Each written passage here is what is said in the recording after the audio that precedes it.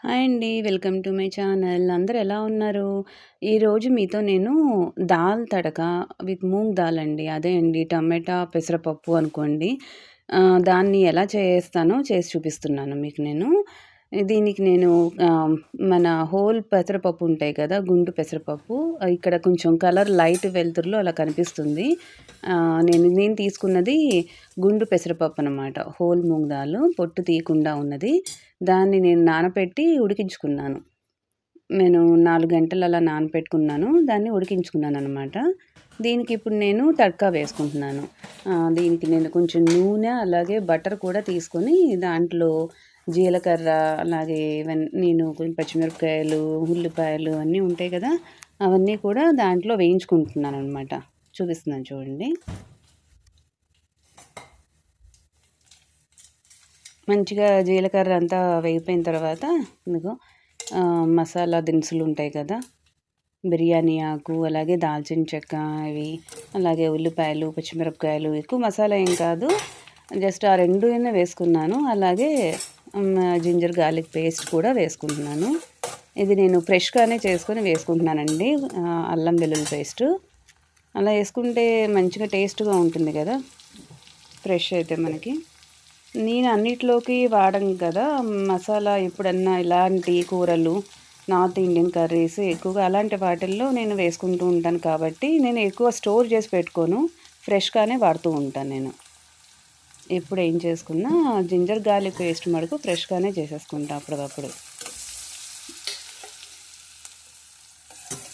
చూస్తున్నారు కదా! అన్నీ వేగిన తర్వాత అది కూడా వేసుకొని పచ్చి వాసన పోయేంత వరకు మనం వేపించుకోవాలి. ఈ దాల్ చాలా బావుంటుందండి. ఇది అన్నంలో కానీ, రోటీకి, అలాగే ఇష్టమైతే పూరీకి అలాగే తినొచ్చండి మంచిగా. చాలా బావుంటుంది. పిల్లలు కూడా చాలా ఇష్టంగా తింటారు. ఈ ఉప్పు, కారాలు మనకి తగినట్టు వేసుకోవాలండి. మీరు ఇంకా ఎక్కువ కారాలు తినేట్టయితే ఎక్కువ పచ్చిమిరపకాయలు, అలాగే మీకు సరిపడా కారం బట్టి మీరేసుకోండి. ఇలాగ నేను టమాటాలు కూడాను 4 టమాటాలు తీసుకున్నాను. కట్ చేసి వేసుకుంటున్నాను. చక్కగా ఇది కూడా మగ్గిపోవాలి.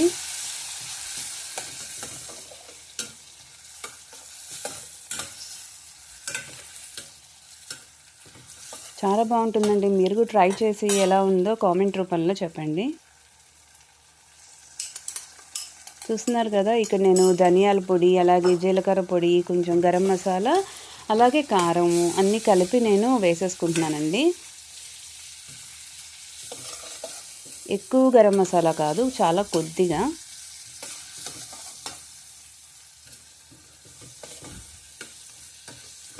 అన్నీ కూడా కలుపుకొని మంచిగా కొంచెం సేపు ఉడికించుకుంటే సరిపోతుంది. మగ్గనిస్తే చాలా బావుంటుంది. చాలా తొందరగానే అయిపోతుందండి. ఎక్కువ టైం కూడా పట్టదు ఇది. కానీ చాలా టేస్టీగా ఉంటుంది. మనం కందిపప్పుతో దాల్ తడక అని చేసుకుంటాం కదా! అలాగే నేను దీన్ని పెసరపప్పుతో చేశాననమాట. దాల్ తడక విత్ మూంగ్ దాల్ పెసరపప్పు. దీనికి ఇప్పుడు నేను కసూరి మేతి యాడ్ చేసుకున్నాను.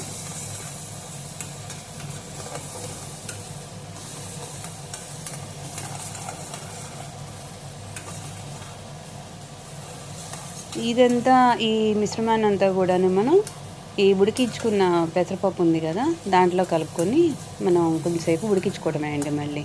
చాలా తొందరగానే అయిపోతుంది చూడండి.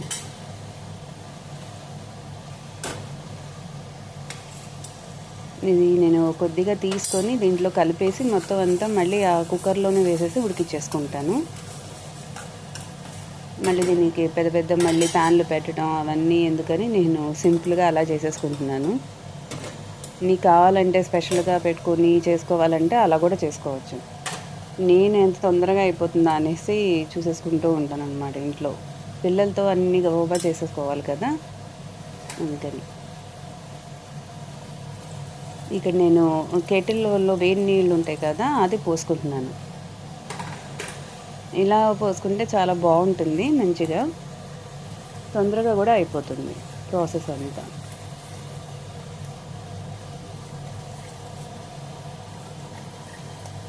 అంతా కలిపేసిన తర్వాత ఒక 5-10 నిమిషాలు దాకా కొంచెంసేపు ఉడికించుకోండి.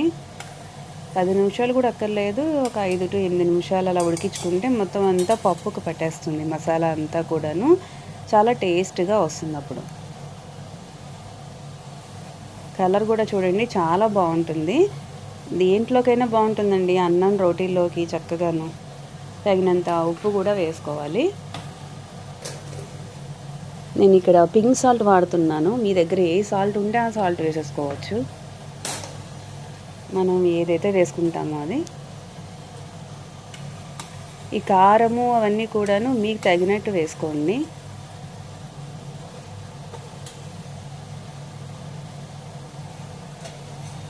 కొంచెంసేపు మూత పెట్టేసుకొని మగ్గిచ్చేసుకుందాం ఇప్పుడు. చూస్తున్నారా? రెడీ అయిపోయింది. చక్కగా బాయిల్ వచ్చేసింది చూసారా? రెడీ అయిపోయిందనమాట. దీనికి మనం లాస్ట్‌లో కావాలంటే పోపు పెట్టుకోవచ్చు. అక్కర్లేదంటే వదిలేయొచ్చు అలాగే.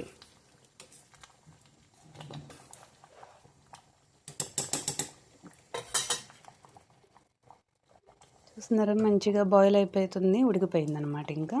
తీసేసుకోవచ్చు మనం.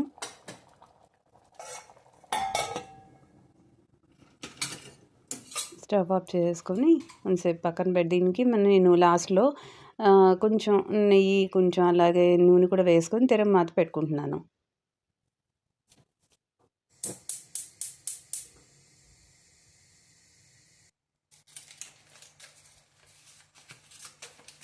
ఇలాగే మీరు కందిపప్పుతో కూడా ట్రై చేయొచ్చండి. అలాగే మసూర్ దాలు, ఎర్ర కందిపప్పు ఉంటుంది గదా! వాటిలతో కూడా ట్రై చేయొచ్చండి. చాలా బావుంటుంది. నేను అన్నిటితోనూ కూడా నేను చేస్తాను.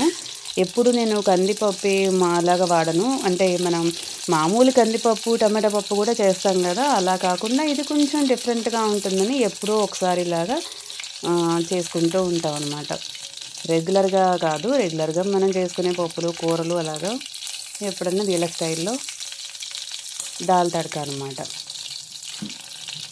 దీంట్లో చూసారు కదా! కొంచెం నూనె, కొంచెం బటర్ వేసి లాస్ట్‌లో కొంచెం ఇంగువ తిరమాత పెట్టాను. ఎండుమిరపకాయలు అవి అలాగే కొంచెం ఇంగువ వేసేసుకొని దాన్ని కొంచెం లాస్ట్‌లో స్టవ్ ఆఫ్ చేసేసిన తర్వాత కొంచెం మన కారం ఉంటుంది కదా పైన, ఆ కారం కూడా వేసేసుకుంటే కారం ఒకటి నల్లగా మాడకుండా ఉంటుంది. అయిపోయిన తర్వాత దాన్ని ఈ మన రెడీ అయిపోయిన పప్పులో కలుపుకోవడమే అండి.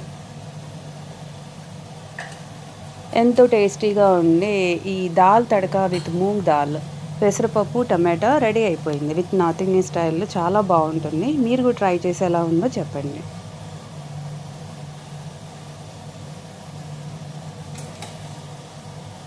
చూస్తున్నారు కదా! లాస్ట్‌లో ఇలాగా వేసుకున్నాననమాట. స్టవ్ ఆఫ్ చేసిన తర్వాత నేను మాడకుండా ఉంటుంది.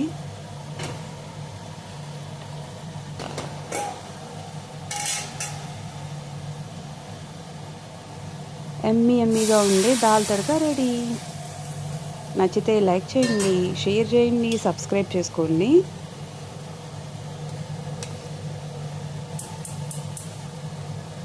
ఇలాగా సింపుల్‌గా కొత్త ఏదన్నా వెరైటీస్‌తో మీ ముందుకొచ్చేస్తుంది నా channel. Thank you.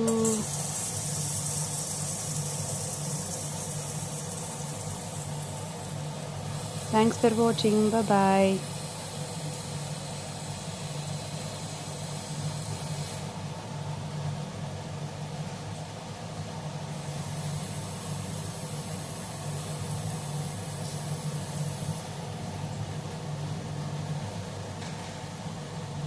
Dal tadka with moong dal ready. దీన్ని దేనితో అయినా సర్వ్ చేసుకోండి. అన్నము, చపాతీ అలాగే పూరి దేనితో అయినా సర్వ్ చేసుకోవచ్చు. చక్కగా పిల్లలకి, పెద్దలకి ఎంతో రుచిగా ఉండే దాల్ తడక. సబ్స్క్రైబ్ చేసుకోవడం మర్చిపోవద్దే.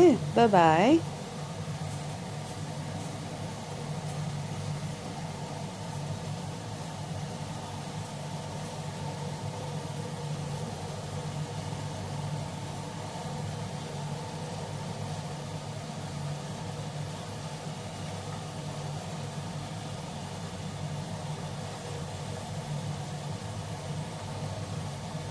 లాస్ట్‌లో కొత్తిమీర యాడ్ చేస్తున్నానండి నేను. అది కొత్తిమీర జస్ట్ గార్నిష్ కోసం. వేడి మీద యాడ్ చేసుకుంటే మంచిగా టేస్ట్‌గా గూడా మొత్తం అంతా పడుతుంది గదా! మన పప్పుకి.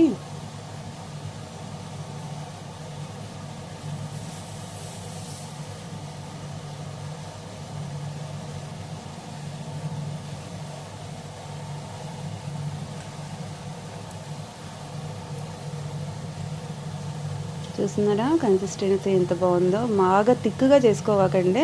తిక్కుగా చేసుకుంటే ఇంకా గట్టిగా అయిపోతుంది అది. కొంచెం ఇలాగా పలుచగా ఉండేట్టే చేసుకోండి. ఎందుకంటే చల్లారిన తర్వాత మళ్ళీ గట్టి పడిపోతుంది. చూస్తున్నారు గదా! రెడీ అయిపోయింది. ఎలా ఉందో మర్చిపోకుండా కామెంట్స్ చేసి చెప్పండి.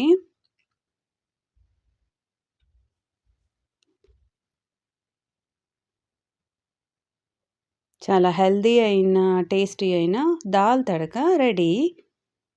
మీరు గూడా ట్రై చేయండి.